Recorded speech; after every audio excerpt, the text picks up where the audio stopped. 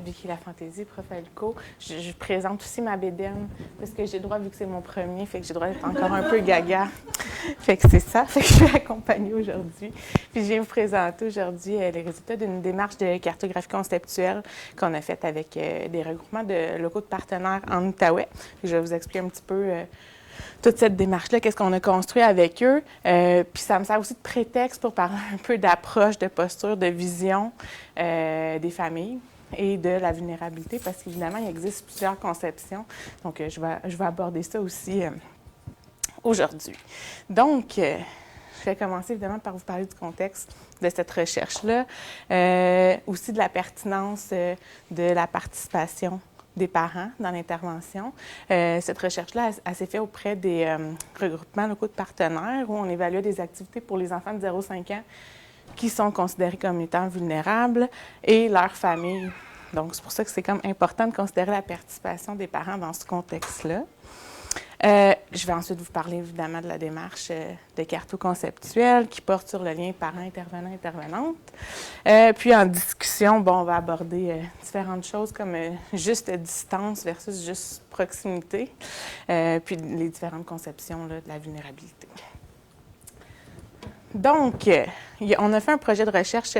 En fait, c'est le projet de Annie Bérubé, avec moi, Sylvain Coutu, Diane Dubois, puis Geneviève Tardif, là, où on s'est intéressé à l'évaluation d'implantation puis des effets, bonjour, de ces activités-là pour les enfants de 0-5 ans, qui sont considérés comme étant vulnérables. Puis le projet, finalement, qu'on a appelé « Tisser la relation parent-intervenant », s'est inscrit à l'intérieur de ce projet-là de recherche qui est plus large. 8 regroupements locaux de partenaires en Outaouais. Je ne sais pas si vous êtes familière avec les regroupements locaux de partenaires. En fait, c'est des regroupements qui sont financés par Avenir d'enfants, donc qui tirent à sa fin bientôt. Qui on retrouve dans ces regroupements-là? Bien, on a les coordonnateurs, coordonnatrices. On a aussi des personnes qui vont être des responsables d'action, qu'on appelle. Ça, c'est des personnes qui sont engagées finalement par Avenir d'enfants, par le regroupement directement. Puis, dans les regroupements, on a toutes les organisations qui s'impliquent auprès des enfants, des familles. Donc, on a des organismes communautaires, évidemment, qui sont là. On a aussi des personnes qui viennent des CIS, des CIUS. Il peut y avoir des services de garde, des milieux scolaires aussi. Donc, ça dépend vraiment d'une région à l'autre. Là. On va avoir différentes personnes qui vont s'impliquer dans ces regroupements locaux de partenaires. Chaque regroupement local de partenaires, ce qu'ils vont faire, c'est qu'ils vont se faire une planification stratégique en fonction des besoins qu'ils observent dans leur collectivité, tout ça, pour pouvoir mettre en place différentes actions. Puis ici, dans ce projet-là, on s'est intéressé aux activités auprès des 0-5 ans, qui sont considérés comme étant vulnérables. Puis, comme je disais, à l'intérieur de ça, on a fait cette démarche-là de cartographie conceptuelle. Toutes ces démarches-là d'évaluation qu'on fait avec les regroupements locaux de partenaires, les RLP, on les fait dans une optique participative. Donc, on s'assoit pour voir vraiment comment se déroule la recherche ensemble, sur quel objet on va travailler, puis quelque chose qui avait d'assez transversal chez les 8 regroupements en Outaouais, c'était la création du lien parent-intervenant-intervenant. Donc ça revenait beaucoup. C'est sur cette base-là qu'on a décidé d'inclure finalement cette question et projet de recherche-là dans le plus large projet. Donc, on peut se demander, est-ce qu'on devrait impliquer les parents quand on intervient auprès de leurs enfants? Donc, si je vous pose la question, on n'a pas fait de recherche empirique, mais 100% des personnes vont répondre oui, généralement, n'est-ce pas? Par contre, fait que théoriquement, là, tout le monde s'entend pour dire que oui, il faut impliquer les parents. Par contre, ce n'est pas toujours super simple de faire ça. Donc, on peut aussi se demander, bien, pourquoi on voudrait impliquer les parents dans l'intervention.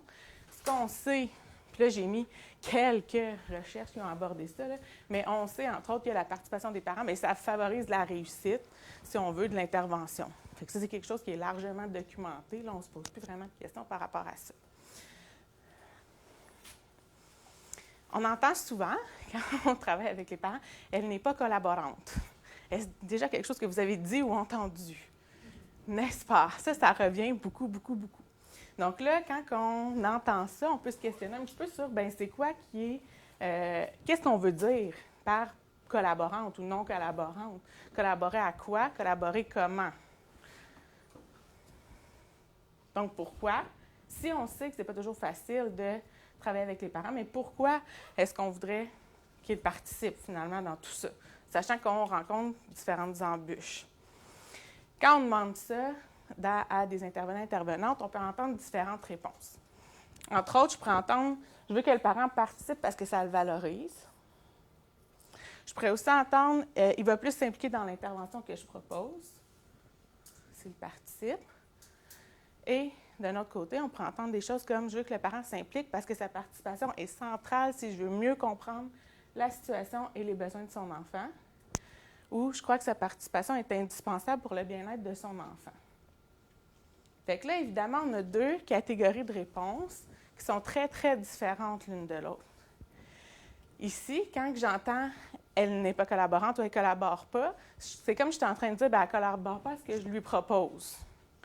Donc, est-ce que c'est vraiment une collaboration qui est bidirectionnelle ou si c'est plus une espèce d'intervention qui serait plus, si on veut, paternaliste ou de prise en charge, où là, l'intervenante sait ce que le parent doit mettre en place.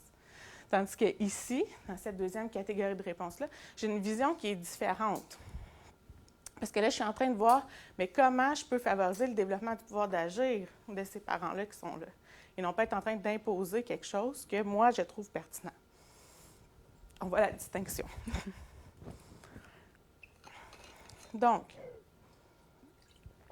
si comme intervenante, je ne suis pas convaincue que le parent joue un rôle central dans la compréhension des besoins de son enfant et dans l'accompagnement du développement de son enfant, ça va être vraiment difficile de mettre en place des interventions, une approche qui favorise la participation de ces parents-là.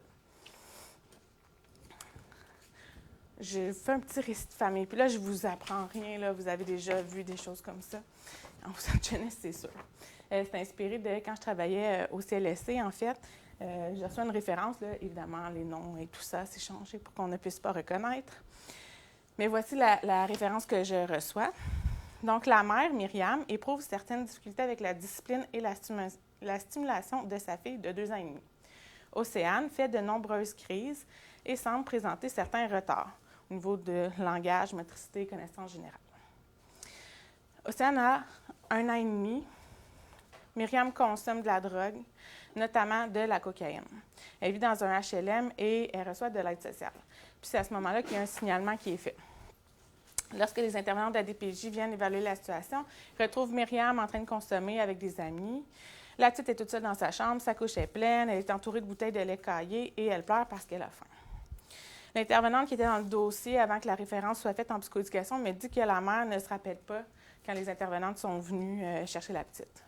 Donc, elle a un petit blackout. Puis la petite, à ce moment-là, évidemment, elle hurlait quand les intervenantes l'ont apportée. Elle est allée en famille d'accueil pendant un certain temps, puis là, elle est de retour chez sa mère depuis quelques mois. Donc, quand on entend une histoire comme celle-là, qu'est-ce que ça nous fait? Évidemment, on peut avoir des sentiments et des émotions de colère et de voyons qu'est-ce qui se passe là, de tristesse. On peut être frustré. C'est pas une situation qui est facile à entendre. C'est pas quelque chose qui est simple. Puis si on reste dans cette description-là, bien, on va aussi rester dans toutes ces émotions-là qui sont pas faciles finalement à vivre. Mais là, commence le suivi. Je rencontre Myriam, puis j'apprends plein de choses. J'apprends entre autres que Myriam est née d'une mère alcoolique puis d'un père inconnu.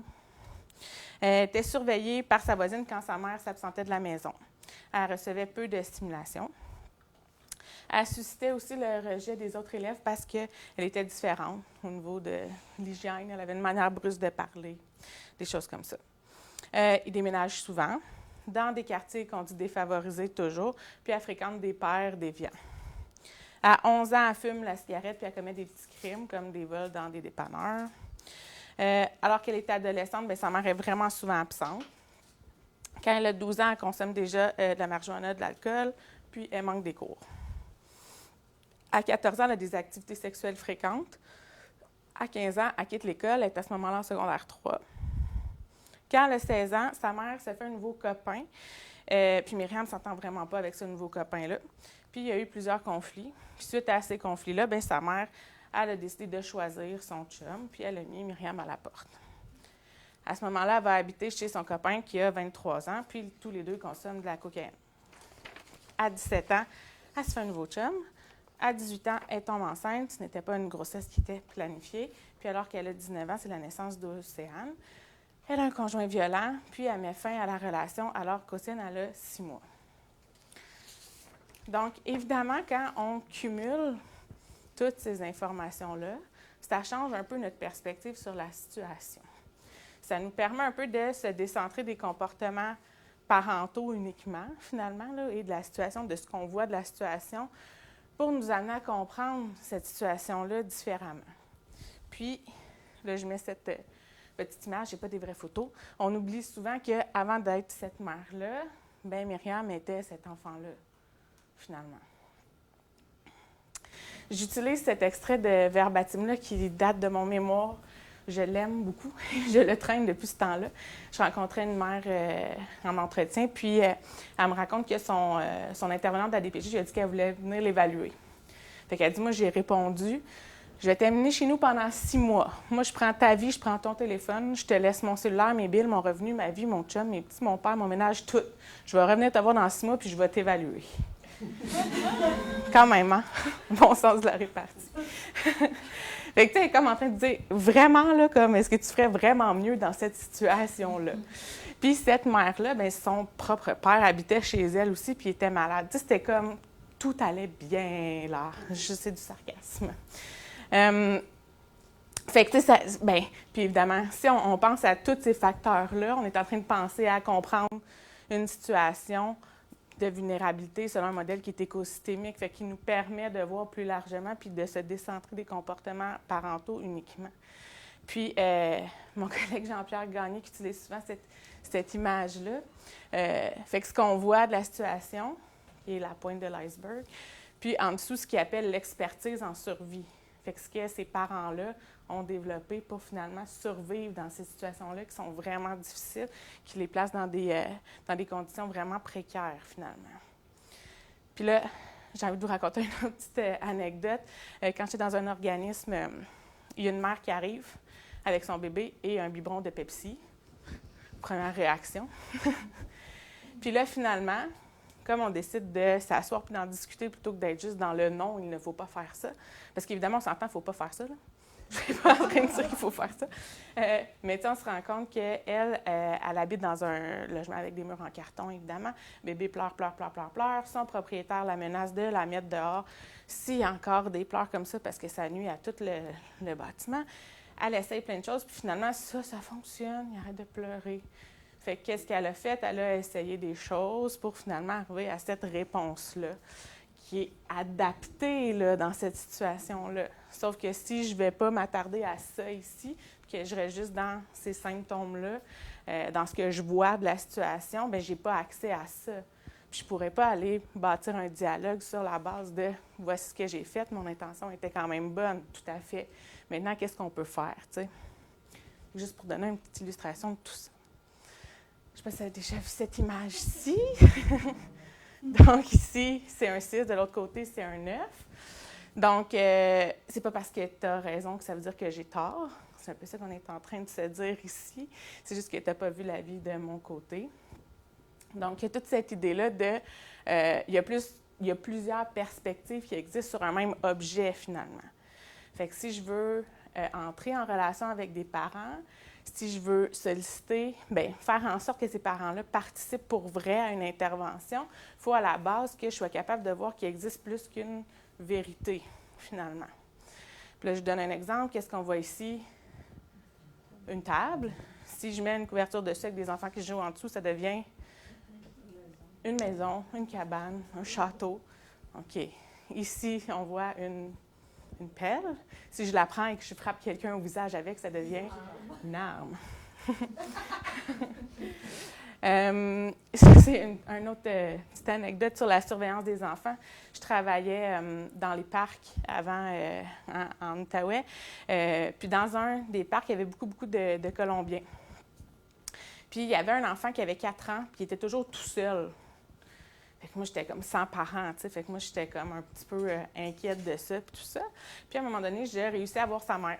Puis sa mère me dit « Ah, mais non, il n'est pas tout seul, il est avec tous ses grands frères colombiens qui sont là, qui le surveillent. » Donc, pour moi, blanche, québécoise, née ici, tout ça, c'est une forme de négligence pour cette mère-là qui est dans une vision beaucoup plus communautaire, puis avec une vision beaucoup plus élargie, si on veut, de la famille.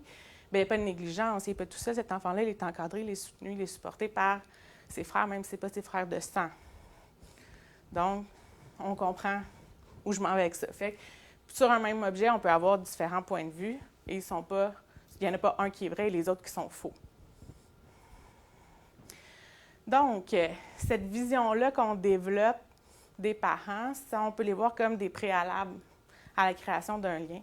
Là, j'ai ressorti comme 3 grands points qu'on peut considérer là, pour faciliter la création de la relation. Finalement, le premier, c'est considérer que les parents jouent réellement un rôle central dans la vie de leur enfant. Puis là, je mets réellement en caps lock, juste parce que souvent on entend le parent est l'expert de son enfant, mais oups, on glisse rapidement vers mais moi aussi, je suis quand même experte de son enfant, tu sais. Fait que de considérer que ce parent-là est réellement l'expert de son enfant, c'est pas simple, c'est pas facile. Puis il faut revenir dans cette idée-là du parent premier éducateur. Avoir une vision élargie qui dépasse les comportements visibles, fait que cette compréhension-là écosystémique qui nous permet d'aller plus loin, qui nous permet d'aller comprendre finalement une situation plutôt que de se centrer encore une fois juste sur des comportements parentaux. Puis, troisième point, bien, reconnaître qu'il existe plusieurs perspectives sur un même objet, ce qu'on vient de voir, là, fait que reconnaître qu'il y a plusieurs points de vue qui sont légitimes.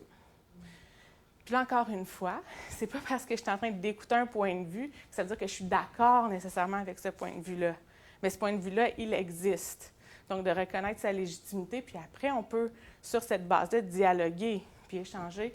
Moi, mon point de vue, c'est ça. Toi, ton point de vue, c'est ça. Mais on part de tout ça, plutôt de faire comme d'être juste dans de la censure. Parce qu'il va continuer d'exister quand même si je ne donne pas d'importance. Ça va pour ça? Donc, si on rentre maintenant dans le carto. Donc, ce qu'on a voulu faire, c'est vraiment de mettre en commun les points de vue des parents et des intervenants, intervenantes, les principaux concernés dans cette relation-là. Donc, les objectifs, c'était de mieux comprendre ce qui favorise la création d'un lien de confiance entre le parent et un intervenant, une intervenante, puis d'identifier les similitudes puis les distinctions entre leurs points de vue. Donc, cartographie conceptuelle. Je ne connaissais pas cette méthode avant de faire cette démarche-là. En fait, ce projet-là a été fait avec Annie Bérubé, comme je disais tantôt, aussi avec Andréane Hull, qui a fait sa thèse en psychoéducation, qui a utilisé la méthode de carto, fait que c'était vraiment intéressant. Puis 2 superbes assistantes de recherche, Sarah Bataron et Jessica Turgeon, que je ne peux pas ne pas nommer ici. Donc, en gros, quelques caractéristiques là, de cette méthode-là.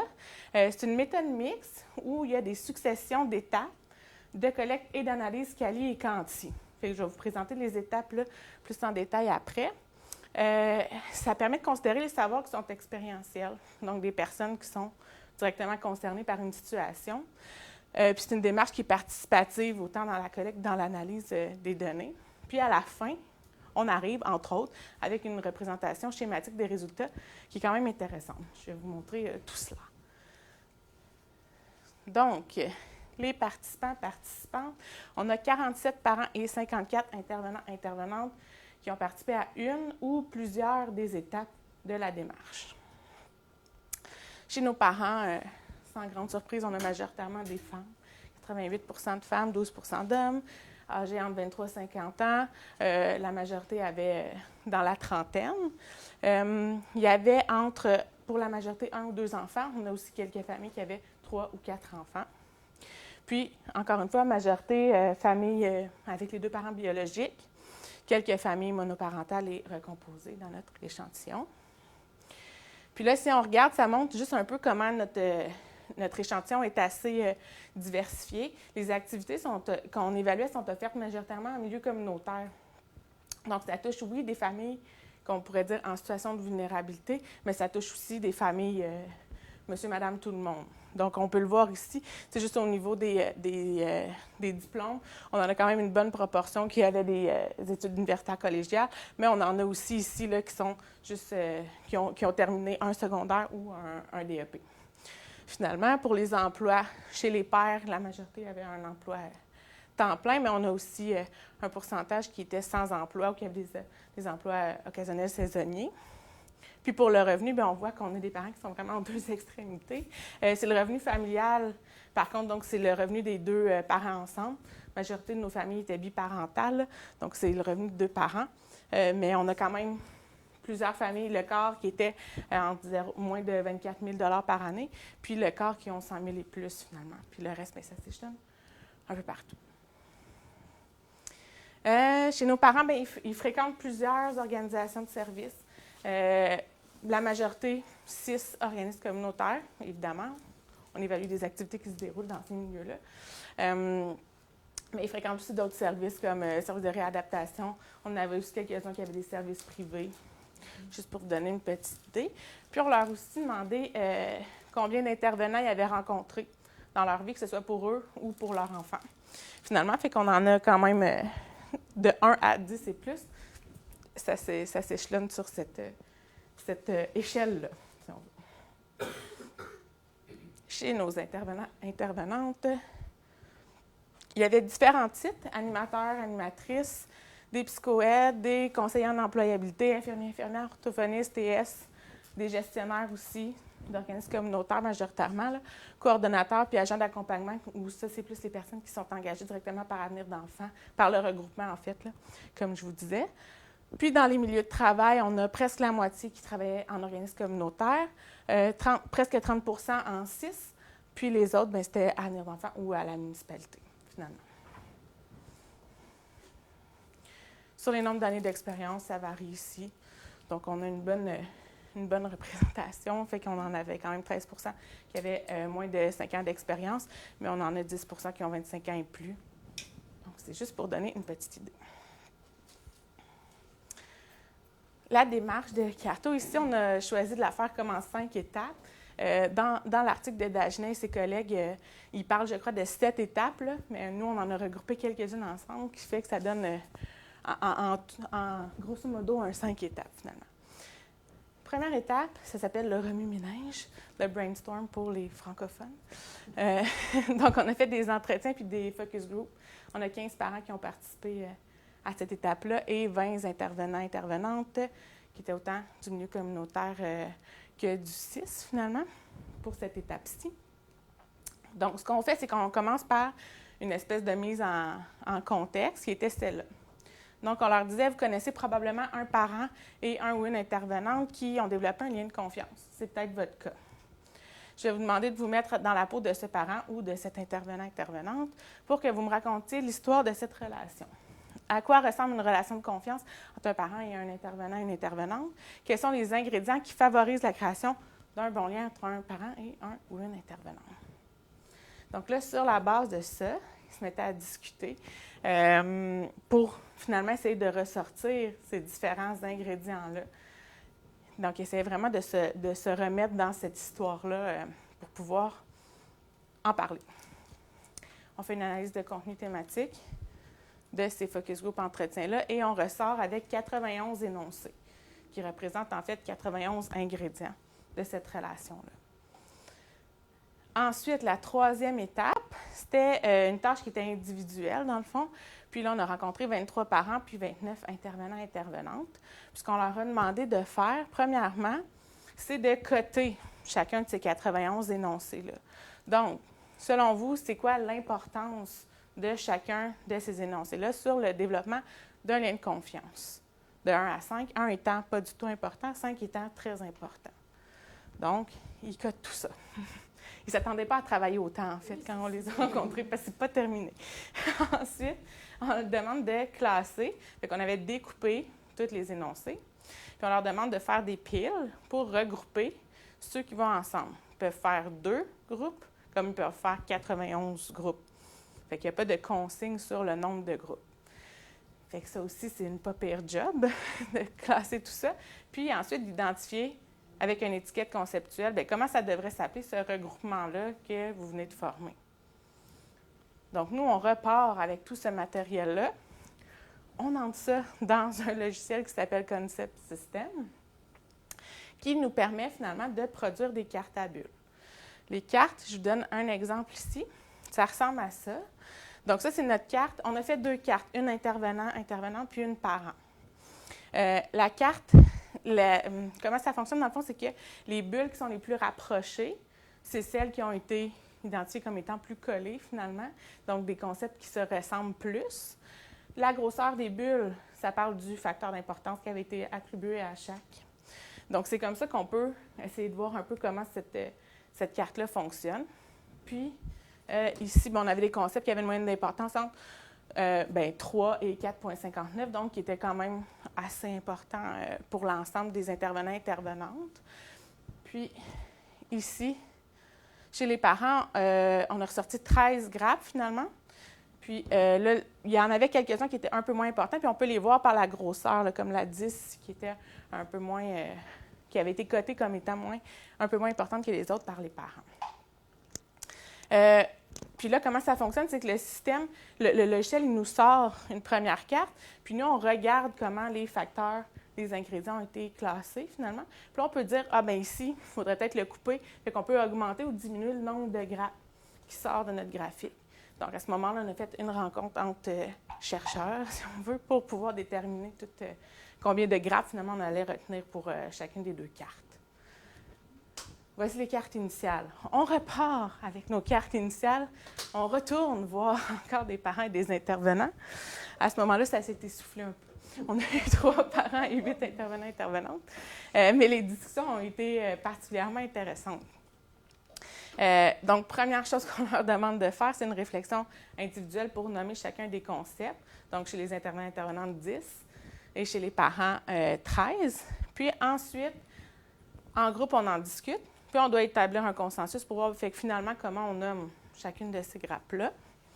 Puis, la dernière étape, on y arrive, c'est une discussion de groupe pour voir un peu, pour interpréter cette carte-là, puis expliquer un peu c'est quoi la dynamique qu'il y a entre les différents concepts. Pardon. Donc, ici, on a la carte parent.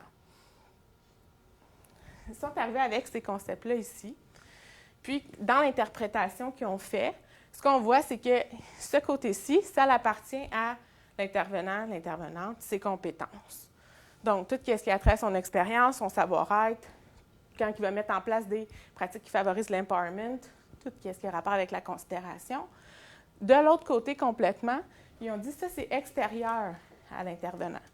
Donc, tout ce qui est le contexte organisationnel, entre autres le roulement de personnel, des choses comme ça. Puis, en bas, on a la motivation du parent et l'investissement du parent. Et entre les deux, ce qui viendrait faire le pont, l'accessibilité de l'intervenant-intervenante. Puis là-dedans, il rentrait, entre autres, comment je vais m'habiller. Si j'arrive et je suis en petit costume très, très classe dans une famille où c'est plus défavorisé, ça peut avoir un impact. Ce qu'ils ont appelé proxémique, en fait, c'était la proximité dans la relation. Fait qu'avoir une juste proximité. Puis la communication. Donc, ces 3 regroupements-là viendraient faire le pont entre le parent et l'intervenant. Je vous ai mis à la fin le lien pour aller télécharger le rapport. Là. Donc, tous les concepts sont expliqués comme ça. Je ne vais pas tous les passer si ça vous va. Chez les parents, on arrive avec quelque chose d'un peu plus complexe, si on veut, comme explication. Donc, en partant, ils ont plus de bulles. La manière dont ils ont séparé, c'était un peu plus, comment je pourrais dire, un peu plus détaillé finalement, un peu plus dans de la description là, plus fine de ce qui se passait dans ces relations-là qui vivent. Puis là, juste pour vous montrer, si on compare les 2 cartes, une chose qu'on a ressortie qui était qu'on trouvait très, très intéressant, c'est que les intervenants ont placé la motivation pour l'investissement des parents comme étant extérieure à eux. Tandis que les parents, ce qu'ils nous disent, eux autres, ils ont appelé ça implication du parent et un intervenant impliqué. Un ne va pas sans l'autre.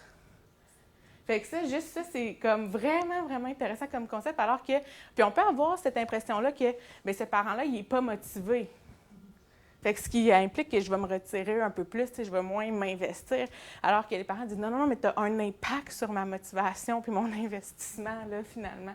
Fait que qu'est-ce que je peux faire pour aller travailler là-dessus, moi, comme intervenant, intervenante. Fait que ça, c'est une des distinctions qu'on trouvait particulièrement intéressantes, qui ont été ressorties dans la dernière phase là, de la carto.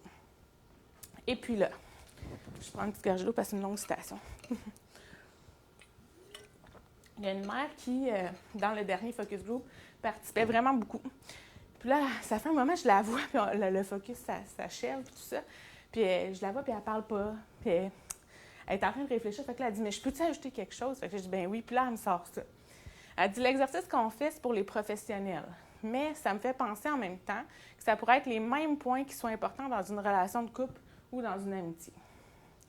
Comme quand on est en couple, qu'on a une amitié depuis longtemps, il y a beaucoup de l'honnêteté, le sentiment de sécurité. Là, ressort les facteurs qui ont sorti. La fiabilité de l'autre personne. Puis, intervenant qualifié, ça serait peut-être les qualités de l'autre personne. L'implication de l'autre personne, l'égalité. En fin de compte, pour trouver des façons d'augmenter le lien de confiance avec le professionnel, peut-être se rapporter à, dans notre vie de tous les jours, comment on se sent dans une relation de couple ou en amitié. C'est quand même cute, n'est-ce pas? Je fais « Ah, merci, c'est très beau ». Puis pas longtemps après, je suis tombée sur un article qui était fait auprès des mères qui étaient en protection de la jeunesse, en fait, puis qui portait sur le lien encore. Puis une des mères disait « Act like my friend », agis comme mon ami. Puis premièrement, tu sais, premier abord, ça peut nous faire sursauter un peu. Parce qu'entre autres, c'est pas ça qu'on nous apprend sur les bancs de l'école, là, notamment. Mais je me suis dit, puis là, je me suis mis à réfléchir à ça, puis mais il y a une distinction entre être mon ami et agir comme mon ami. Tu sais, on va pas aller prendre une bière, mais surtout pas présentement, mais ou un café le vendredi soir ensemble. Ça va pas arriver. Sauf que quand on va être ensemble, mais est-ce qu'on peut être dans une relation de caring qui ressemble à celle que j'aurais avec un ami? Fait qu'il y a comme quelque chose à mijoter autour de tout ça. Puis là, ça m'a fait penser, vous connaissez le PAPFC, le programme en négligence, qui prend différents noms là, d'une région à l'autre. Puis il y avait une des formatrices qui disait, il y a une intervenante qui dit, mais je ne sais pas quoi dire aux parents, tu sais, quand ils arrivent dans le milieu communautaire, on n'est comme pas habitués. Puis là, elle dit, bien, quand tes amis viennent à la maison, tu jases, mais c'est la même chose, quand les parents arrivent, tu jases avec les parents. Tu sais, fait qu'il y a comme cette espèce de frontière-là, professionnelle, qui demeure, puis qu'on a l'impression qu'il faut qu'elle soit donc bien là, puis tout ça. Sauf qu'en tout cas, avec ces quelques résultats de recherche-là, tu sais, ce qu'on voit, c'est que, mais peut-être pas si nécessaire que ça, puis on perd pas nécessairement de crédibilité si je suis pas dans cette frontière qui est moins poreuse, finalement. Donc, si on pense à ça, quel écart, justement, on voudrait avoir entre un parent et un intervenant ou une intervenante? On parle souvent de distance professionnelle. C'est ça qu'on entend, c'est ça qu'on montre dans nos formations aussi. Puis, entre autres, Jean-Pierre Gagné qui parlait de passer de la bonne distance à la bonne proximité. Donc, plutôt de penser à c'est quoi la bonne distance, mais c'est quoi la juste proximité que je pourrais avoir finalement avec un parent. Puis là, ça a l'air très, très banal, puis ça a l'air très joué sur les mots. Mais quand on se place dans une posture de, bon, quelle proximité je dois avoir, ça change probablement la manière dont je vais agir, finalement, avec ces parents-là. Puis cette manière-là de considérer la distance ou la proximité, bien, elle peut s'appuyer sur la conception que j'ai de la vulnérabilité. Qu'est-ce que c'est de la vulnérabilité, finalement? Puis là, je vous propose quelques petites réflexions par rapport à ça. Je vais présenter deux grandes conceptions. De la vulnérabilité, évidemment, il y en a tout plein, là. Puis on essaie de les voir comme ça. La première qui serait une conception qui est plus normative, où là, on considère que la vulnérabilité, finalement, elle est à l'intérieur de la personne. Elle appartient à la personne. Il s'agit d'une personne vulnérable. On entend souvent ça, enfants vulnérables, famille vulnérable, parents vulnérables. Donc ça s'apparenterait plus à une conception, finalement, qui est normative. Quelques caractéristiques. Donc, on vient évidemment individualiser la vulnérabilité, qui là appartient finalement à cette personne-là. La vulnérabilité aussi, dans cette conception-là normative, est vue comme une expérience qui est strictement négative. Donc, ce qu'on veut faire, c'est l'enrayer, parce que c'est mauvais de la vulnérabilité, puis on ne veut pas que des personnes vivent de la vulnérabilité, finalement. Son opposé, l'invulnérabilité, est conçu comme étant une norme. Fait qu'on veut tendre vers de l'invulnérabilité. Puis ce que ça fait, c'est que ça l'appelle à une politique, une gouvernance, une clinique, une science des populations et individus vulnérables. Donc, on identifie certaines personnes comme étant vulnérables. Il faut absolument intervenir, agir auprès de ces personnes, ces populations-là. Donc, évidemment, il se crée une espèce de fossé entre les vulnérables et les invulnérables. Souvent, les intervenants et intervenantes. La finalité d'une intervention qui est basée sur une conception normative, bien, c'est normalisation puis contrôle social parce qu'on veut protéger, parce qu'on ne veut pas qu'il y ait de la vulnérabilité qui existe. Première conception. Je vais illustrer tout ça après. La deuxième conception, qui serait une conception qu'on pourrait appeler ontologique, là, finalement, mais qui parle beaucoup de contexte, qui ajoute finalement cette idée-là de contexte à cette conception normative, où là, on peut voir que la personne est dans une situation de vulnérabilité. Donc là, au niveau du vocabulaire, même, ça change. Fait que je ne vais plus utiliser une mère ou une famille vulnérable, mais je vais utiliser une mère en situation de vulnérabilité, une famille en situation ou en contexte de vulnérabilité. Donc juste ça, ça vient parler un peu plus de cette conception-là. Ici, on conçoit que la vulnérabilité est universelle, parce que tout le monde peut vivre des expériences de vulnérabilité. Si je vous demande, avez-vous déjà vécu une expérience de vulnérabilité? Vous êtes-vous déjà senti vulnérable? On va probablement avoir un oui général, n'est-ce pas? Même si on n'est pas dans cette catégorie-là à la base, même si les programmes qu'on a ne viennent pas nous toucher, on va quand même avoir vécu des expériences comme celle-là. On considère aussi que la vulnérabilité, bien, ça peut permettre le développement, l'évolution, développement de certaines capacités. Puis là, encore une fois, je pourrais vous demander de réfléchir à une expérience de vulnérabilité que vous avez vécue et quelles sont les leçons positives que vous avez apprises, finalement, de cette situation-là, après avoir pris du recul. Une conception ontologique, ça appelle à une politique, une gouvernance, une clinique, une science qui se penche sur la répartition inégale de la possibilité d'être blessé et des conditions d'interdépendance qui assurent une réponse aux besoins de personnes. Donc là, on est beaucoup plus dans cette idée-là de... Ça, c'est Soulet qui disait ça, là, la vulnérabilité, c'est une répartition inégale de la possibilité d'être blessé. Donc, les personnes qui vivent plus sur le bord d'une falaise sont plus à risque, si on veut. Mais ça parle beaucoup du contexte, finalement. Fait qu'est-ce qui amène cette vulnérabilité-là? Puis la finalité, c'est enrichissement de l'expérience, soutien à l'interdépendance et transformation sociale. Fait qu'on est dans quelque chose qui déborde des personnes, qui vont toucher plus large, qui vont toucher des aspects qui sont plus sociaux. Illustration. Qui ici a déjà fait une crevaison? Un flat en bon français. Et là, j'ai une mauvaise nouvelle. Si vous conduisez, ça se peut que ça vous arrive. Il n'y a personne qui est à l'abri de ça. Donc, on peut voir la vulnérabilité comme étant sur un continuum où des fois, je me sens plus vulnérable et des fois moins. Mais pas les vulnérables et les invulnérables, si je suis dans ma conception ontologique. Je peux faire un flat ici. Fait que je suis sur l'autoroute. Il y a plein de gens autour. Il fait beau. J'ai du réseau cellulaire. J'ai peut-être même quelqu'un à côté de moi qui a déjà changé un pneu, ce qui n'est pas mon cas, par exemple. Donc ça peut m'arriver. Mais je peux aussi faire une crevaison ici. J'habite dans le fond des bois, sur un chemin qui est boueux. Il pleut. Pourquoi pas, rendu là. Il n'y a pas de cellulaire qui rentre. Puis je suis toute seule, puis j'ai jamais changé ça, moi, un pneu. OK? Mais c'est quand même une crevaison là, dans les deux situations, on s'entend. Sauf qu'évidemment que le contexte change la game pas mal, ici. Les personnes qui habitent dans le fond des bois comme ça, c'est une image, là. Le genre d'intervention qu'on pourrait avoir, c'est leur dire « il faut que tu te traînes une pompe ». Parce que toi, vu que tu es dans cette situation-là, bien, toi, il faut toujours que tu ailles une pompe. Parce que comme ça, si tu fais une crevaison, bien, tu vas pouvoir t'en sortir. Puis là, si par malheur, la personne fait une crevaison puis n'a pas sa pompe, bien, on va lui dire, bien voyons, tu n'avais pas ta pompe. Responsabilité remise sur la personne. Puis peut-être que la personne, elle va me dire, ben non, j'ai dû la vendre pour pouvoir manger. OK? Ou peut-être qu'elle ne va rien me dire aussi parce qu'elle va essayer de cacher tout ça. On s'entend. Puis là, la première fois que j'ai utilisé cet exemple-là, mon chum m'a dit « Vicky, tu sais que ça ne sert à rien une pompe hein, quand on fait une crevaison. » Ah! Je n'avais pas vu ça de même. Mais là, j'ai décidé de garder l'exemple puis de le transformer en disant « Mais peut-être que, par analogie, des fois, on propose des interventions qui n'ont pas rapport avec le besoin. Hein? » Fait qu'on fait comme si c'était voulu, finalement.